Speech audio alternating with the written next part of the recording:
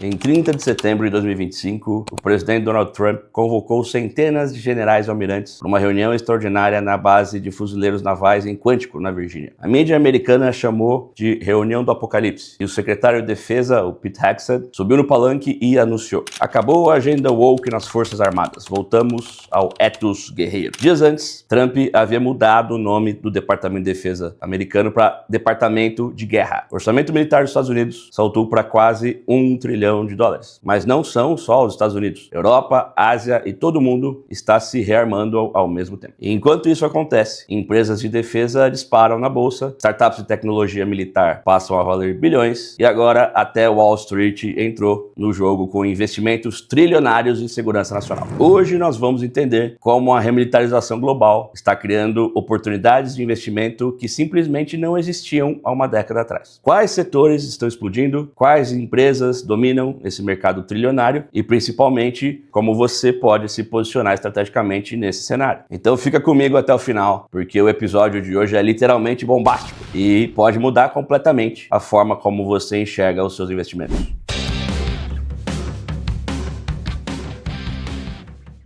Seja muito bem-vindo ao episódio número 4 do Money Creators, o canal que vai mostrar para você que todos nós temos a capacidade de gerar valor e construir riqueza. Eu sou o Jader Mendonça, economista, planejador financeiro e sócio da Convexa Investimentos. E aqui a nossa missão é clara: ajudar você a entender o que está acontecendo no mundo e como usar isso para aumentar a sua capacidade de gerar riqueza. Assim você pode se planejar estrategicamente e se posicionar da melhor forma possível nesse contexto global em que a gente vive. Então vem comigo, porque planejar liberta. E não se esqueça, se inscreve no canal, ativa as notificações e compartilha para propagar esse nosso conteúdo, porque juntos a gente vai mais longe. Agora vamos direto ao que interessa. Vamos começar entendendo o que realmente aconteceu nessa reunião de Quantico em setembro de 2025, onde centenas de generais e almirantes, oficiais de alta patente, foram convocados para uma base militar na Virgínia. Isso não é comum de acontecer. E o que o presidente Trump falou nessa reunião? Ele cobrou o que chamou de lealdade ideológica dos comandantes militares. Disse que estava ao lado dos comandantes que compartilhassem a sua visão de uma América militarmente dominante. E tem mais. Isso causou uma polêmica muito grande, que cidades americanas governadas por democratas, que ele considerava problemáticas, poderiam ser usadas como campos de treinamento para as tropas. Isso levantou debates imensos sobre o uso das Forças Armadas em território nacional. Não é algo trivial. O secretário Pete Hegseth, que foi nomeado especificamente para implementar essa transformação radical, foi muito direto. Acabou a agenda woke. Voltamos ao ethos guerreiro. Programas de diversidade e inclusão foram eliminados. Padrões físicos diferentes por gênero também foram eliminados. A mensagem foi clara: as Forças Armadas americanas estão voltando a uma mentalidade focada exclusivamente no combate. E olha, eu não estou aqui defendendo ou atacando essa posição. Estou apresentando os fatos para que você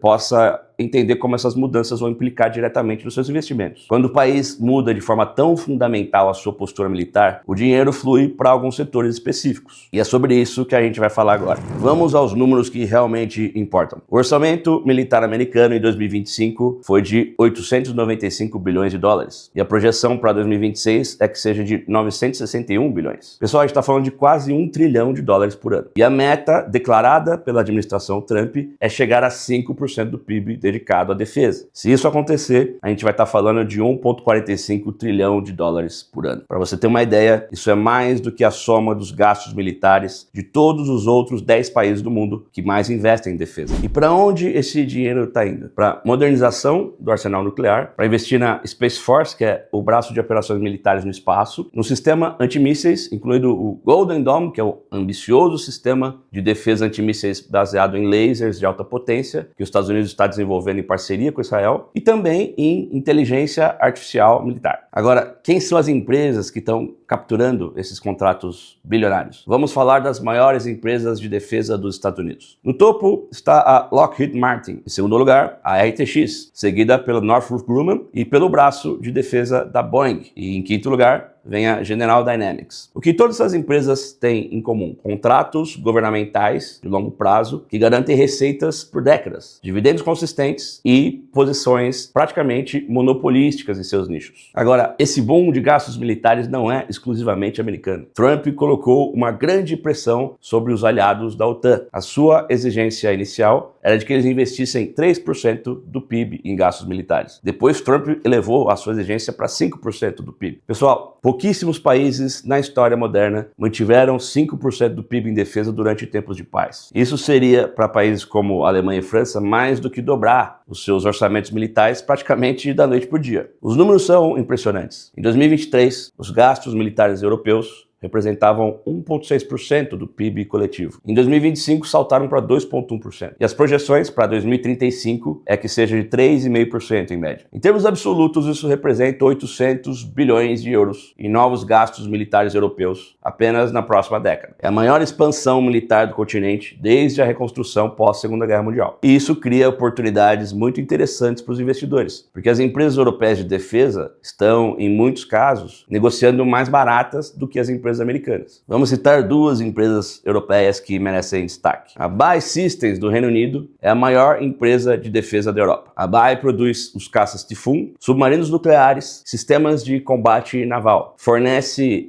equipamentos para o Reino Unido, para os Estados Unidos, para a Arábia Saudita e para dezenas de outros países. Outra empresa que vale destacar é a Rheinmetall, da Alemanha. A empresa produz os tanques Leopard 2, que são considerados por muito analista como superiores até aos Abrams americanos. E a empresa está fornecendo munição, blindados e sistemas de defesa para toda a Europa Oriental. É interessante a gente destacar que essas empresas europeias do setor de defesa estão negociando com um desconto de 15% a 30% quando comparadas às empresas americanas. E por que esse desconto existe? Porque os investidores ainda veem os governos europeus como menos previsíveis que o americano em compromissos de defesa de longo prazo. A Europa tem um histórico de anunciar investimentos em gastos militares e depois não cumprir quando as pressões fiscais aparecem. Mas se a remilitarização europeia se provar real, e os sinais apontam que sim, esse desconto pode diminuir. E isso geraria retornos adicionais significativos para quem investir agora nessas empresas europeias. Para investir em empresas europeias de defesa, como a BAE Systems e a Rheinmetall, você precisa de uma conta numa corretora internacional. Você pode abrir uma conta no BTG US ou qualquer outra corretora que opere no mercado americano. Com a conta internacional, você também consegue acessar ETFs especializados em defesa. ETFs são fundos que compram automaticamente várias empresas de um setor. Um dos principais é o XAR, que é um ETF da S&P de defesa e do setor aeroespacial. Ele tem uma exposição às maiores empresas de defesa americanas, a Lockheed Martin, a RTX, a Northrop Grumman, a General Dynamics e várias outras. É uma forma de você se expor ao setor inteiro sem precisar escolher empresa por empresa. Agora, se você não quer abrir uma conta no exterior,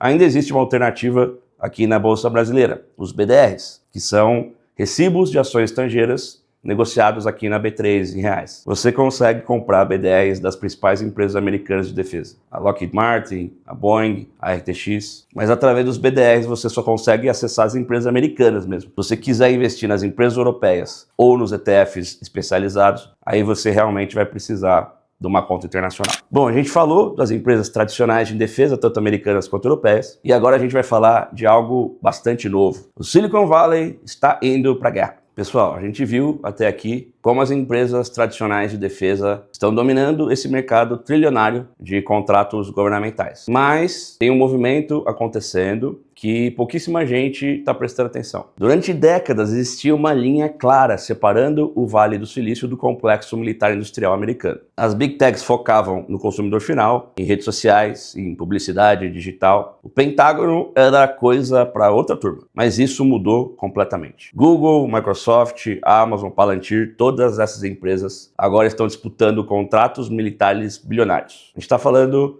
de inteligência artificial para sistemas de armas autônomos, computação em nuvem para operações militares classificadas como ultra seguras e algoritmos que podem identificar alvos mais rápido do que qualquer ser humano. E isso está criando oportunidades de investimento que simplesmente não existiam 5 anos atrás. E se existe uma empresa que simboliza perfeitamente essa fusão entre tecnologia e defesa, essa empresa é a Palantir Technologies. Ela foi fundada em 2003 pelo Peter Thiel, cofundador do PayPal, e a Palantir nasceu com uma missão explícita e controversa: usar análise massiva de dados para defender democracias liberais ocidentais. Mas o que a Palantir faz de verdade? Ela desenvolveu plataformas de software que gerenciam dados literalmente de qualquer fonte. E-mails, chamadas telefônicas, transações financeiras, imagens de satélite, postagens em redes sociais, sensores de drones. E tudo isso permite que analistas de inteligência explorem as conexões, através de uma interface visual intuitiva. Por exemplo, um analista em Nova York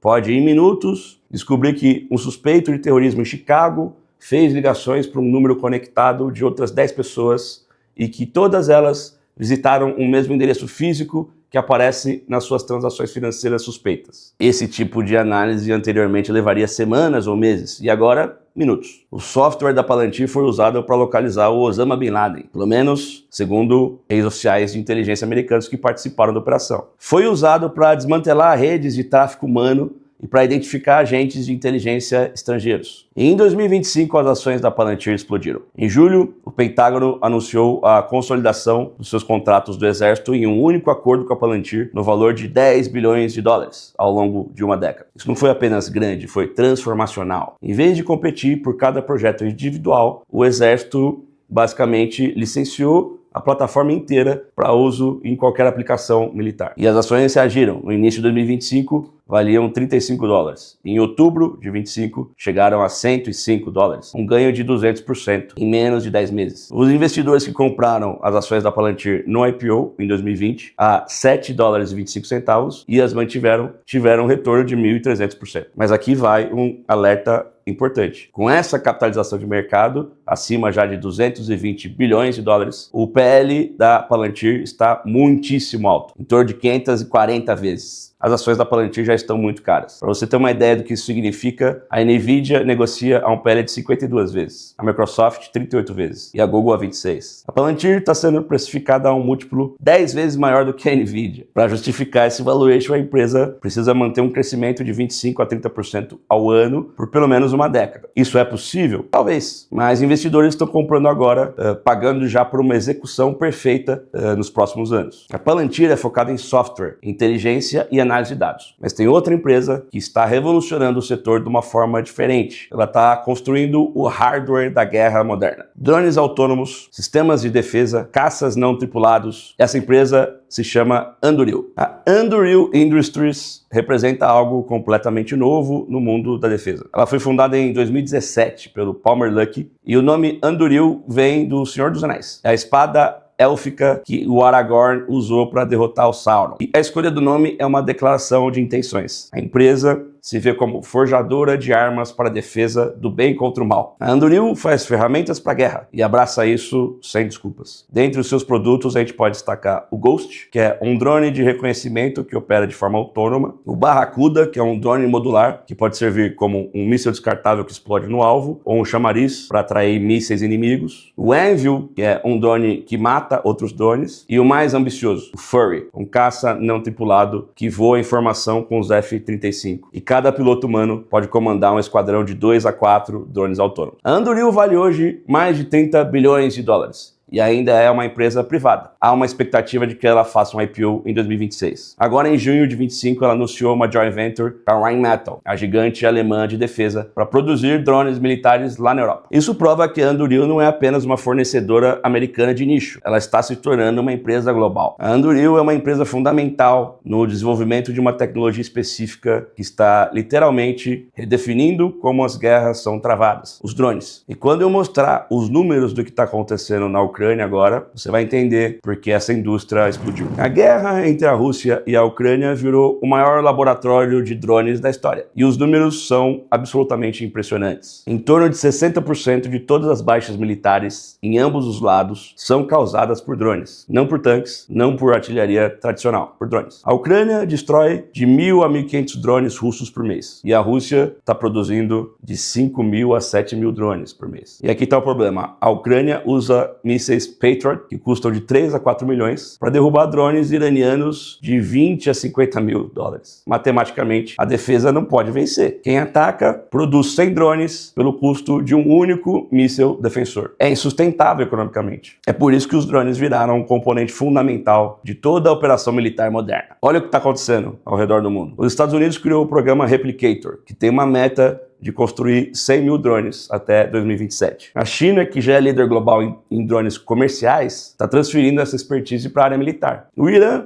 exporta drones para a Rússia e é a referência tecnológica nessa área para todo o Oriente Médio. Mas o que realmente está chamando a atenção são os enxames autônomos. Imagina centenas ou milhares de drones operando coordenadamente através da inteligência artificial. Sem controle contínuo humano, eles se dividem, atacam múltiplos alvos simultaneamente e saturam as defesas. Um comandante lança aqui entre os drones e a IA decide de forma autônoma como dividir os alvos, quem vai atacar primeiro, quem vai servir de chamariz. Se esses enxames se provarem viáveis operacionalmente, o equilíbrio estratégico militar muda completamente. Mas se você achava que essa fusão em tecnologia e defesa era apenas sobre startups e gigantes de tecnologia, agora Wall Street também entrou oficialmente no jogo. O JP Morgan acabou de anunciar a Security and Resilience Initiative, um plano de 1,5 trilhão de dólares ao longo de 10 anos para fortalecer indústrias estratégicas ligadas à segurança nacional e defesa dos Estados Unidos. Esse é oficialmente um dos maiores compromissos financeiros privados da história americana. E o plano combina 3 mecanismos: o financiamento tradicional, a facilitação em conectar as empresas com os investidores e o investimento direto do JP Morgan, que vai colocar 10 bilhões de dólares de capital próprio e em participações em fundos de venture capital. Para onde vai esse dinheiro? Primeiro, para a defesa e o setor aeroespacial, sistemas autônomos, drones, comunicações seguras. Segundo, para a cadeia de suprimento e manufaturas avançada, minerais críticos, robótica. Terceiro, energia, armazenamento de baterias, rede elétrica. E quarto, tecnologias estratégicas como inteligência artificial, cibersegurança, computação quântica. E por que o JP Morgan está fazendo isso? O seu CEO, Jamie Dimon, foi muito direto. Ele disse que os Estados Unidos se tornaram excessivamente dependente de fontes não confiáveis de minerais, manufaturas e tecnologia. É uma crítica aberta à dependência americana da China. O JP Morgan já vem operando com estreita cooperação com a Casa Branca. O banco ajudou a estruturar um acordo com a MP Materials, produtora de terras raras, apoiado pelo Departamento de Defesa, com investimento de 400 milhões de dólares. Além dos 10 bilhões em capital direto, o JP Morgan planeja facilitar mais de 1 trilhão em financiamentos. Pessoal, isso marca uma transformação histórica. Pela primeira vez em décadas, o maior banco privado americano está formalmente aliado com o complexo industrial militar. É o que se chama de aliança entre capital financeiro e poder militar. E para os investidores, isso significa uma coisa: o setor de defesa e segurança nacional não é mais um nicho, virou mainstream, virou estratégia nacional e virou uma oportunidade trilionária. Agora vamos falar sobre o que está acontecendo aqui na América Latina e especialmente sobre uma mudança de postura americana que pode transformar completamente a geopolítica regional.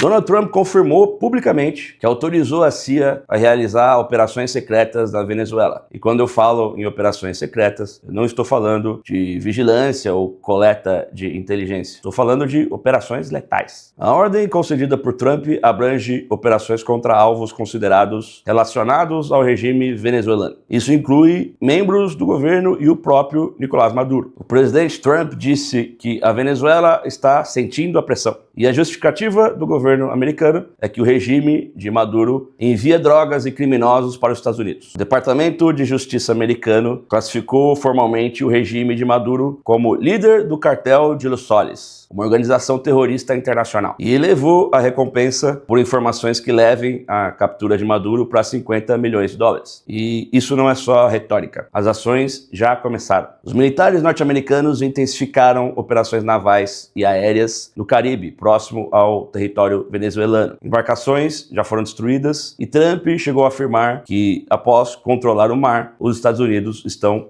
olhando para a terra. Isso indica preparação para possíveis ações terrestres. E essa não é uma operação isolada na Venezuela. E por que isso importa para os investidores? Porque instabilidade regional afeta o preço das commodities, rotas comerciais, fluxos de investimento, empresas com operações na região, mas principalmente porque demonstra que a remilitarização americana não é só retórica, é uma ação concreta e está acontecendo também no nosso continente. E o Brasil? Nosso país ocupa uma posição completamente diferente nesse cenário de crescente militarização na América Latina. O Brasil está suficientemente suficientemente distante dessas tensões imediatas, mas próximo o suficiente para ser muito relevante estrategicamente. Uma vantagem no Brasil é a sua geografia favorável, distante de potenciais conflitos, não é alvo prioritário de nenhuma grande potência, não faz parte de nenhuma aliança militar formal. Mas o Brasil é extremamente estratégico pela sua abundância de recursos. A agricultura capaz de alimentar grandes populações, enormes reservas de água doce e grande capacidade de gerar energia renovável. E tem um lugar específico no Brasil que virou palco de uma disputa silenciosa entre os Estados Unidos e a China, a base de Alcântara, no Maranhão. Alcântara é considerada uma das melhores localizações do mundo para lançamentos espaciais. Por quê? Proximidade com a linha do Equador. É uma questão de física. Quanto mais perto do Equador, menos combustível necessário para colocar os satélites em órbita. E aqui começa a tensão. Em 2019, o Brasil assinou um acordo com os Estados Unidos permitindo lançamentos de empresas americanas na base. O tratado inclui cláusulas que restringem o uso da base por países como a China. Mas em 2025, o governo brasileiro sinalizou a abertura para lançamentos espaciais por empresas chinesas. E isso gerou um desconforto militar imediato nos Estados Unidos. Rumores indicam que a China teria proposto até uma doação de caças avançados à Força Aérea Brasileira em troca do acesso à base. O Brasil está literalmente no meio de uma disputa geopolítica entre as duas maiores potências do mundo. Washington quer exclusividade, Pequim quer acesso e o Brasil quer maximizar o benefício com ambos. Essa capacidade do Brasil de equilibrar pressões não é acidental. Vem de uma tradição diplomática consolidada por mais de um século. O Brasil possui uma longa tradição diplomática focada na defesa da paz e na resolução pacífica dos conflitos. O Brasil é conhecido mundialmente como um país que não tem inimigos. Isso não é ingenuidade, é posicionamento estratégico. Essa postura permite ao Brasil atuar como mediador em crises globais, negociar com todos os blocos simultaneamente, atrair investimentos tanto dos Estados Unidos quanto da China. Manter essa autonomia estratégica é fundamental. Entre 2010 e 2023, os Estados Unidos lideraram os investimentos estrangeiros direto no Brasil, enquanto a China se tornou o principal parceiro comercial. É claro que essa neutralidade tem limites, como a gente viu agora com a base de Alcântara, quando duas superpotências querem o mesmo ativo estratégico, o Brasil precisa lidar com pressões muito concretas. Mas a tradição diplomática brasileira de não criar inimigos é justamente o que permite ao país negociar melhor com ambos os lados. E é nesse contexto que algumas empresas brasileiras podem se beneficiar dessa remilitarização global. E se tem uma empresa brasileira que está perfeitamente posicionada para capturar essa onda de remilitarização, essa empresa é a Embraer. A divisão de defesa representa em torno de 30% das receitas totais, cerca de 2 bilhões de dólares por ano.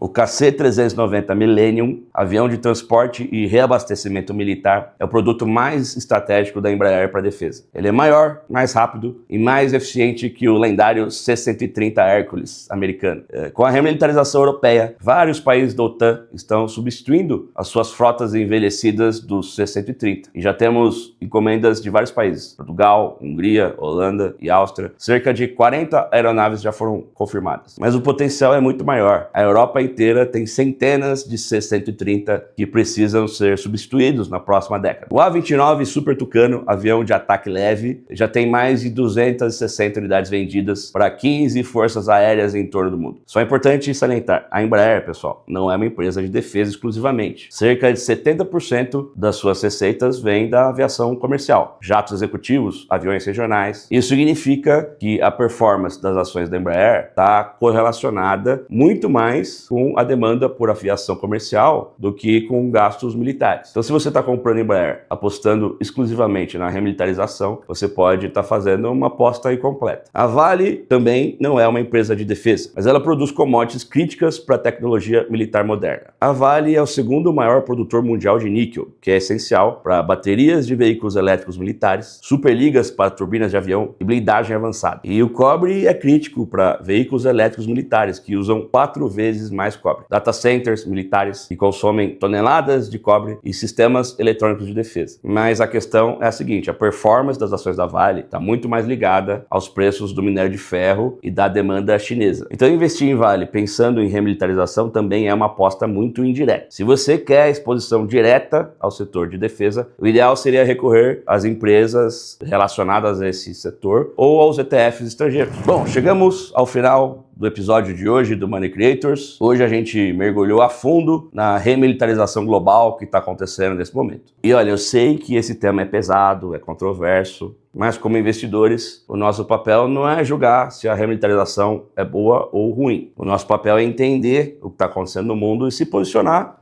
da melhor forma possível. Então a mensagem que fica é: esteja atento ao que está acontecendo no mundo. Entenda as forças que estão moldando a economia global e use esse conhecimento para tomar decisões mais conscientes sobre o seu patrimônio. Porque no final das contas, planejar liberta. Se você gostou desse episódio, deixa o seu like, se inscreve no canal, ativa as notificações e compartilha para propagar esse nosso conteúdo, porque juntos a gente vai mais longe. Um abraço e até o próximo episódio.